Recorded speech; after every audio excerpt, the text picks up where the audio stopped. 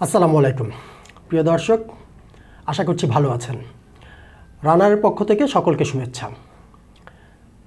দর্শক, আপনারা ইতিমধ্যে লক্ষ্য করেছেন দেশ আবার গরম হয়ে উঠছে, আন্দোলনে রাজপথ আবার মুখরিত। বিএনপি এবং এনসিপি মুখোমুখি অবস্থান করছে। বিএনপি এবং এনসিপি না বলে বিএনপি এবং সরকার বললে মনে হয় কথাটি বেশি ভালো হয়। দেখুন, এই সরকার শপথ গ্রহণ করার পরে ওনারা ক্ষমতায় আসেন আগস্ট মাসে, এবং ওনারা ক্ষমতায় আসার পরপরই আদালত থেকে বেশ কিছু রায় হয়, এবং বেশ কিছু রায় যেভাবে হয়ে থাকে যখন যেই সরকার ক্ষমতায় আসে তাদের এক ধরনের পক্ষে রায়গুলো আসে। এখানে অনেকটা তেমনই হয়েছে। চট্টগ্রাম সিটি কর্পোরেশনের নির্বাচনের রায় হয়েছে, পাশাপাশি ঢাকা সিটি কর্পোরেশনের নির্বাচনের রায় হয়েছে উত্তর এবং দক্ষিণ দুটোরই। তো বিশেষ করে দক্ষিণ সিটি কর্পোরেশনের রায়ে বলা হয় যে জনাব ইশরাক হোসেন যেই একটি মামলা করেছিলেন তৎকালীন নির্বাচনের পরপরই সেই রায়টি তখন উনি যেই আবেদনটি করেছেন নির্বাচনের পরপর উনি একটি মামলা করেছেন, সেই মামলাটি তখন ওভাবেই থাকে। কিন্তু এই সরকার ক্ষমতায় আসার পরও এটি একটি রায় হয়, এবং রায়ে জনাব ইশরাককে মেয়র ঘোষণা করা হয়। ওই রায়টি কি শুধু পূর্ববর্তী যেই নির্বাচনটি ছিল সেই নির্বাচনটি ফলাফলকে বাতিল করে নতুনভাবে জনাব ইশরাককে মেয়র ঘোষণা করা হয়। এটি হয় গত 27শে মার্চ। তখন বিএনপি থেকে এটি নিয়ে খুব বেশি আগ্রহ প্রকাশ করা হয়নি। এমনকি তখন জনাব ইশরাকের ফেসবুক পোস্টগুলো যদি দেখেন তো উনি তখন এই মেয়র এটি নিয়ে আমার আগ্রহ নেই এই ধরনের পোস্টও উনি করেছিলেন। তখন আসলেই এটি নিয়ে বিএনপির খুব বেশি আগ্রহ ছিল না। কিন্তু আরও একটি বিষয় ছিল, তখন সরকারের সাথে বিএনপির সাথে সম্পর্ক ছিল অনেক ভালো। সরকার এবং বিএনপি তখন ছিল পাশাপাশি। ধীরে ধীরে সরকার এবং বিএনপি এখন মুখোমুখি অবস্থান করছে। বিষয়টা হয়েছে এখানে। আমরা যদি একটু বিশ্লেষণ করে দেখি প্রিয় দর্শক, আসলে বিষয়টা কি হতে যাচ্ছে। দেখুন, এই রায়ের পরে বিএনপি থেকেও খুব বেশি এটি নিয়ে মাতামাতি যেমন করা হয়নি, সরকার থেকেও এটি খুব একটা গুরুত্ব দেওয়া হয়নি। তখন চট্টগ্রাম সিটি কর্পোরেশনের মেয়র হিসাবে বিএনপি প্রার্থীকে তাকে শপথ পড়ানো হলো এবং তাকে মেয়র হিসেবে দায়িত্ব দেওয়া হলো। এটি একটি স্বাভাবিক প্রক্রিয়ার মধ্যেই ছিল। এটি নিয়ে তখন সরকারের পক্ষ থেকেও, যেহেতু তখন তাদের মধ্যে উভয়ের মধ্যে একটি খুবই সুসম্পর্ক ছিল, এর জন্য তারা উভয়ই এটিকে খুবই ভালোভাবে দেখছিল। কিন্তু আস্তে আস্তে যখন বিভিন্ন ইস্যুতে, যেমন আওয়ামী লীগ নিষিদ্ধ, রাষ্ট্রপতির পদত্যাগ এবং সর্বশেষ করিডর, সব কিছু নিয়ে বিএনপি, এবং সবথেকে বড় বিষয় যেটা নির্বাচনের রোডম্যাপ, নির্বাচনের সুনির্দিষ্ট কোনো তারিখ ঘোষণা, এগুলোকে কেন্দ্র করে বিএনপি এবং সরকারের সাথে ধীরে ধীরে দূরত্ব বাড়তে থাকে। এবং এই দূরত্বকে কেন্দ্র করে বিএনপি তেমন কোনো ইস্যু তৈরি করতে পারছিল না যেটি দিয়ে রাজপথ গরম করবে অথবা সরকারের সাথে একটি বলতে পারেন টেস্ট বা পরীক্ষামূলক আচরণ করবে।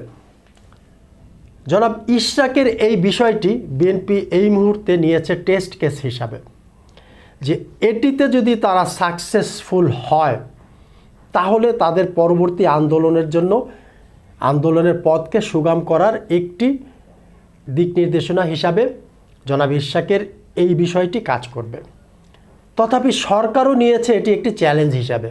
কারণ কি, সরকার এই মুহূর্তে যদি বিএনপির এই ইস্যুকে বাস্তবায়ন করে এবং বিএনপির এই বিষয়টিকে সরকার বাধ্য হয়ে মেনে নেয়, তাহলে পরবর্তীতে বিএনপির যেই ইস্যুগুলো থাকবে সেগুলো সরকারের উপর বড় ধরনের চাপ প্রয়োগ করতে পারে বলে বিশ্লেষকগণ মনে করেন, এবং সরকারের বিভিন্ন মহল থেকে সেটি মনে করা হচ্ছে।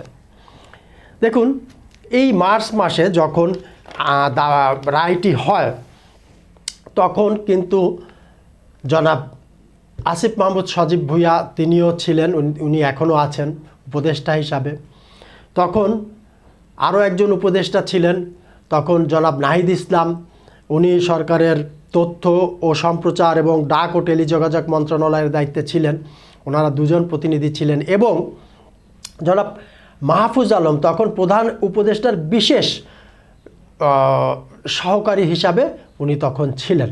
উপদেষ্টা মর্যাদায় উনি তখন নির্দিষ্ট কোনো উপদেষ্টার দায়িত্বে ছিলেন না, কিন্তু ওনার তখন সকল মন্ত্রণালয়ে একটা ব্যাপক প্রভাব বা বলয় ছিল।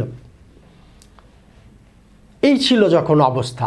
এর মধ্যে এই সরকারই কিন্তু নির্বাচন কমিশন পুনর্গঠন করলেন। আগের যে নির্বাচন কমিশন ছিল সেই নির্বাচন কমিশনাররা পদত্যাগ করলেন। সেই নির্বাচন কমিশনারদের পদত্যাগের পরে পুনরায় সরকার থেকে গত 21শে নভেম্বর 2024 নিয়োগ দেওয়া হয় নতুন নির্বাচন কমিশনারদেরকে। প্রধান নির্বাচন হিসাবে জনাব এম নাসির উদ্দিন, ওনাকে দায়িত্ব দেওয়া হয়, উনি হচ্ছেন চেয়ারম্যান। এরপরে নির্বাচন কমিশনার হিসাবে দায়িত্ব দেওয়া হয় জনাব আনোয়ারুল ইসলাম সরকার, ওনাকে নির্বাচন প্রশাসনের দায়িত্ব দেওয়া হয়। এরপরে নির্বাচন কমিশনার হিসাবে দায়িত্ব দেওয়া হয় আব্দুর রহমানের মাসুদকে, ওনাকে তদন্ত ও প্রতিক্রিয়ার দায়িত্ব দেওয়া হয়। এবং নির্বাচন কমিশনার হিসাবে দায়িত্ব দেওয়া হয় জনাবা তাহমিদা আহমদকে, ওনাকে জনগণের যোগদান এই বিষয়ের দায়িত্ব দেওয়া হয়। এছাড়া নির্বাচন কমিশনে আরও দায়িত্ব দেওয়া হয় কমিশনার হিসাবে ব্রিগেডিয়ার জেনারেল অবসরপ্রাপ্ত আবুল ফজল মোহাম্মদ সানাউল্লাহকে, ওনাকে দায়িত্ব দেওয়া হয় সাধারণ প্রশাসনের। এই হচ্ছে নির্বাচন কমিশনার হিসাবে ওনাদেরকে মোটামুটি 5 জনকে, একজন প্রধান নির্বাচন কমিশনার এবং বাকি 4 জনকে নির্বাচন কমিশন করে বর্তমান সরকার দায়িত্ব বুঝিয়ে দেয়। এবং ওনাদের দায়িত্ব পালন করছিলেন, বিভিন্ন রকম কথা ওনারা বলছিলেন, নির্বাচন নিয়ে কথা বলছিলেন, বিভিন্ন বিদেশি প্রতিনিধিদের সাথে ওনারা ইতিমধ্যে কথা বলেছেন, ছাত্র প্রতিনিধিদের সাথে কথা বলেছেন, নির্বাচন সংস্কার কমিশনের সাথে ওনারা কথা বলেছেন। এতদিন পর্যন্ত সবই ঠিকঠাক ছিল, এতদিন পর্যন্ত কোনো সমস্যাই ছিল না। কিন্তু এখন এসে সমস্যা কেন তৈরি হলো, এটি একটি বড় রহস্য এবং এটি একটি বড় প্রশ্ন। দেখুন, যেহেতু জনাব ইশরাকের বিষয়টি এখন সরকারের জন্য একটি চ্যালেঞ্জে রূপান্তরিত হয়ে গেছে, বিএনপি যদি এই কেসটাতে পাশ করে যায় তাহলে পরবর্তীতে সরকারের উপর বিএনপির চাপ আরও অনেক বেশি বেড়ে যাবে এবং সরকার কি তখন সামলাতে পারবে? এটি হচ্ছে সরকারের ভিতর মহলের খবর, যার জন্য সরকারের আপনার স্থানীয় সরকার উপদেষ্টা জনাব আসিফ মাহমুদ সজীব ভুঁইয়া, উনি ওনার ফেসবুক পোস্টে নানান রকম যুক্তি দিয়ে বোঝানোর চেষ্টা করলেন, আইনি জটিলতা আছে এটিও বোঝানোর চেষ্টা করলেন। এবং একটা পর্যায়ে উনি বললেন এই নির্বাচন কমিশন আসলে সঠিক হয়নি, এই নির্বাচন কমিশন মানেন না, নির্বাচন কমিশনকে পুনর্গঠন করতে হবে। আসলে নির্বাচন কমিশন গঠনের সাথে তো, এই প্রক্রিয়ার সাথে তো ওনারাই জড়িত ছিলেন। এবং নির্বাচন কমিশন থেকে এই রায় হওয়ার পরে যেহেতু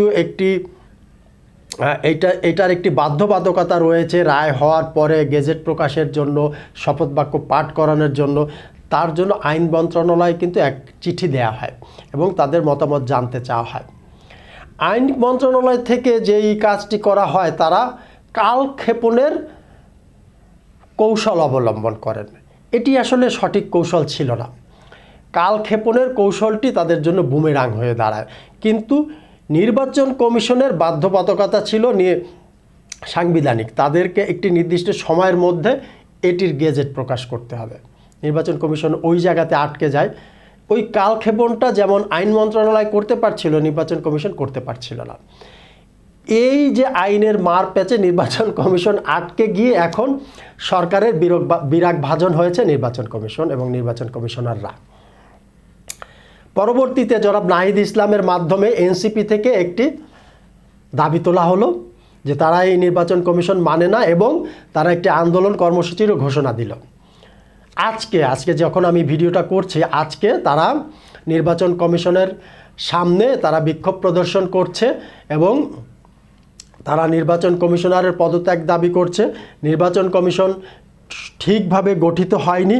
এই ইসি বা নির্বাচন কমিশনকে পুনর্গঠন করতে হবে এবং পাশাপাশি তারা নির্বাচন কমিশন যে পুনর্গঠন ঠিকমতো হয়েছে বা এটি ঠিকমতো কাজ করতে পারছে, এটির পরীক্ষামূলকভাবে তারা হচ্ছে গিয়ে জাতীয় নির্বাচনের আগে স্থানীয় সরকার নির্বাচন চায়, যে ওটি করে নির্বাচন কমিশনার তার পরীক্ষায় পাশ করতে হবে যে তারা আসলেই সঠিকভাবে কাজ করতে পারছে।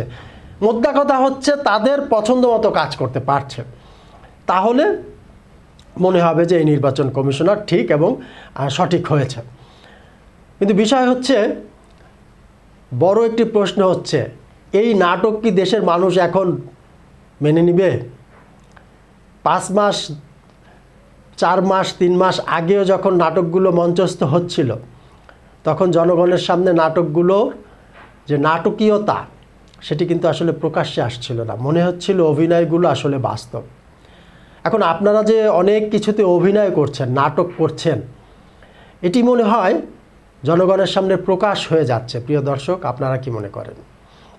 এবং বিএনপি যদি এই চ্যালেঞ্জ ওভারকাম করতে পারে, তাহলে বিএনপির জন্য সামনের রাজনীতিতে একটি বড় প্লাস পয়েন্ট অপেক্ষা করছে বলে আমাদের মনে হয়। আপনারা কি মনে করেন? আর বিএনপি যদি এখানে ব্যর্থ হয়, তাহলে বিএনপির জন্য সামনে একটি বড় দুর্ভোগ অপেক্ষা করছে বলে আমাদের বিশ্লেষণ বলে। প্রিয় দর্শক, আপনারা কি মনে করেন? কমেন্ট করে অবশ্যই জানাবেন। ভালো থাকবেন, সুস্থ থাকবেন। আজ এ পর্যন্তই, দেখা হবে ইনশাল্লাহ আগামী পর্বে। আল্লাহ হাফেজ।